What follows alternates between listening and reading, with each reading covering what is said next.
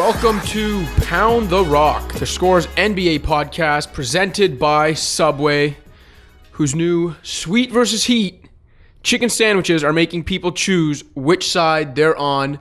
My name is Joseph Cacharo. I'm joined in studio, as always, by co-host Joe Wolfon. What up? And Joe, we've got a lot of sweet and a lot of heat so far through most of the first round of the playoffs. But let's start with the 1-4 matchup, the Bucks and the Celtics. Celtics eliminated the Bucks last year. Al Horford, the supposed antidote to Giannis Antetokounmpo. And not even supposed, like the numbers back it up. He defended Giannis as well as anybody, and his switchability obviously helps defend Giannis. So do you give the Celtics and Brad Stevens, the perception of Brad Stevens' postseason warlockness, do you give them a chance in this series? I give them a chance, but my instinct is Bucks in 5, maybe 6. I've been high on the Bucks all year, and I've been kind of low on the Celtics all year. That said, I do think there are some matchup things that the Celtics can look to exploit, and we've seen that through the regular season. I mean, the pick and pop with Kyrie and Horford probably, maybe the single biggest matchup advantage the Celtics have in this series, and a lot will ride on how the Bucks decide to defend that, because in one regular season matchup, when the Celtics, I think, set the NBA record for most made threes in a game, the Bucks pretty much continually went to that drop coverage, and Horford, I think, got 7 what were classified as wide open threes in that game, and he hit 4 of them. So toward the end of that game, they downsized. They took Brook Lopez off the court. They went to Ilyasova at the 5, and they started bringing him up to the level of the screen to take that pick and pop away. That opens up a lot of stuff underneath with Horford slipping to the basket, and he's just really canny when it comes to throwing the defense off, slipping screens, and getting inside, and he's able to make plays on the roll as well. So do they just downsize and go to Giannis at the 5 and then start switching that action? Because I think that probably is their best course of action. But Horford definitely poses some issues for them. He's probably going to be their primary Giannis defender. And one thing I would do if I was the Celtics, they've been going to this Baines-Horford front line to start, which has been pretty effective for them. Against the Bucks, I think they should downsize. I think because Brook Lopez is functionally a wing at this point in time, you can most certainly get away with, whether it's, I don't know, if it's Hayward who you're bumping into the starting lineup, or if it's Jaylen Brown, either one of those guys can just stick with Brook Lopez, and I don't think you're giving up too much. And then at the other end, you have the possibility of sort of stretching the Bucks out and making them pay for giving up the number of 3-pointers they give up. Yeah, the Horford-Giannis thing to me is what, there were some certain matchups where the lesser player has the better player's number, but it makes sense. I've said this before. It makes sense. Physically, it makes sense, whatever. You're okay, I could see that. I could see why this guy defends that guy well. And I respect Horford's defensive ability. I respect his defensive IQ. He had I thought a really good series against Indiana. We were talking about Steven Adams not being the same. There was a lot of times this year Al Horford didn't look the same, but then he had a great first round, I thought. So I respect all that. But then you just look at it and it's why would I actually believe that Al Horford is going to slow down Giannis Antetokounmpo at the level he's playing at right now? And I just can't. I can't wrap my head around that. And that's why, if that is their best shot, as I think it is Horford somewhat neutralizing Giannis, then I think they've got no shot, because I don't think he can actually do that. And I don't think this Celtics defense... Right, after Horford, there really aren't many options. But that's what I'm saying. Jaylen Brown will maybe get a look. Jason Tatum maybe, here and there. Semi Ojeleye. If Marcus Smart was healthy, or if he returns, I don't know, maybe, I know it's a crazy size, but a couple possessions here and there just to bother him, put a hand on his hip, I don't know. Well, it would be sort of similar to the Beverly on Durant thing. Right. You have a little guy who's there who can kind of bother you and threaten your dribble a little bit and get underneath you.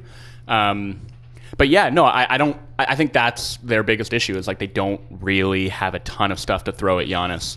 And I just worry, I guess, about if the Bucks are able to sort of take away that pick and pop, if they're able to, nobody really neutralizes Kyrie, but I think, between Bledsoe and Middleton, the Bucks have as many good options as any team to throw at him. Where is the Celtics offense coming from? That's what I'd worry about more. I think, I don't know. The Bucks, to me, just have more weapons and more ways to hurt Boston than vice versa. So Yeah, I thought a really interesting stat too from the first round. I had talked about how the Celtics, even though they were the first one into the second round, like they completed their sweep first, they actually were the least impressive of the top 4 seeds to me. And someone had shared it on Twitter, but if you look at the net ratings of the top 4 teams in the East, their starting lineups in the first round, Bucks, Raptors, Sixers just throttling opponents. The Celtics starting lineup actually had a negative net rating in that series. And, I think the season has showed us, forget last year, the season has showed us, and I think the first round kind of showed us at times that the Celtics after Kyrie, the talent is not what we thought it was in October. I don't know if they have enough secondary talent to hang with legit teams like Milwaukee or Toronto or Philly in the next round or in the final. Like, they do not have the all-encompassing talent that those teams have. And sure, they survived Indiana barely every game. That's the thing. It was a sweep, but it was not a convincing sweep. Pacers led every single game at halftime, which is pretty crazy. I just don't think I've seen anything in that first round to change what I thought about the regular season, and that's that the Celtics just aren't good enough to hang with these teams. Yeah, and my feeling about that too is, look, even if they can kind of play Brook Lopez off of the floor, what that really does to the Bucks, it takes away a three-point shooter, but they got plenty of those. What it does to the Bucks is it limits their rim protection, which has been such a huge part of their defensive identity all season. You know what the Celtics don't do? They don't get to or score at the rim. So I don't think that that's like a trade-off that the Bucks are going to sweat too much if they ultimately have to leave Brook on the bench. Yeah, and I know a lot of people too, because I saw people tweeting about it even during the Detroit series, and Detroit was trying this at times. Like the theory of, well, just Giannis can't shoot, so forget, don't double Giannis, play Giannis straight up, stick with the Bucks shooters, and you're just giving up 2-pointers. Yeah, that's fine, but when a guy is literally unstoppable getting to the rim, you're not giving up contested fadeaways here. You're giving up layups and dunks and ones every single time. It's Giannis Antetokounmpo is not your standard, non-shooter where you can say, play it right, straight, and we'll just give up a bunch of 2-point attempts, because you're giving up the worst kinds of shots about. You're giving up layups and dunks the whole time. I just don't know, unless you have I guess Kawhi is one of those guys, peak LeBron defensively. Unless you have a guy like that, I just don't understand how you're stopping this version of Giannis from getting to the rim. Yeah, I mean, it's got to be something different than just straight up double teams. Right. It's they're showing extra bodies on his drives. They're building a wall in transition.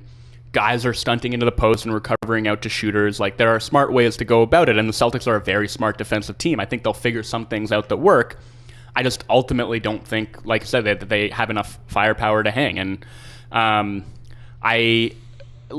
a way, I respect what they did against the Pacers, even though it wasn't super impressive. They won every single game, and every second half they were pretty dominant. It seemed like whenever they wanted to dial it up defensively, they were able to do that. So I'm tempted to give them 2 games here just because of the sort of matchup things that I talked about that they can give the Bucks some problems with. But it's to me, it's Bucks in 5 or 6, and I don't really see a universe in which the Celtics win.